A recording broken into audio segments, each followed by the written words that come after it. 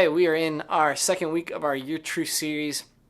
And really, we're trying to see, specifically this week, what is love, right? Because our culture has a lot to say about love. We celebrate in lots of different ways through different holidays. We watch it in movies. We hear about it in music. There's all things that we kind of begin to formulate this opinion about what love is. And then we begin to express that love in different ways, or it's how we actually receive it. So, believe it or not, Jesus actually had a lot to say about what love is, and he helps define it for us. And so, man, this week we looked at Matthew 22, 37, but specifically just kind of try to hone in on what is the greatest commandment, right? A lawyer asked Jesus, hey, what is the greatest commandment? And he says, man, it's to love the Lord your God with all your heart, soul, mind, strength. And the second is like it, is to love your neighbor as yourself. And so when Jesus says, hey, this is the greatest thing to do, it's to love God with everything that you got, and it's to love people as you would love yourself. Now, Jesus is specific when he talks about the kind of love, right? And so there's a Hebrew word that would have been found in a Deuteronomy 6 passage. The love for that is ahava.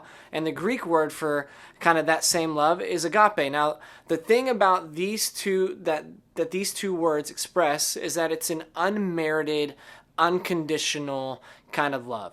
That the person loving the other person isn't doing it based off of anything that the person can give them, that they have to offer. It's unmerited and it's unconditional, right? Like they're not expecting anything in return. And so when Jesus says to love the Lord your God, he means it like that, but he also means to love our neighbors like he has loved us. And so basically it's a call to imitate Jesus, the way that Jesus had given his life for us and loved us the way that he did, and loved his neighbors. And so really the call for this week in this Your Truth series is, man, the definition of love that Jesus calls us to is to love those that really would be the unlovable, to move close to the poor, to the needy, the hurting, the hopeless, those that can't offer us anything in return. And so the challenge is for you, who do you need to move in proximity to the way that Jesus moved towards us?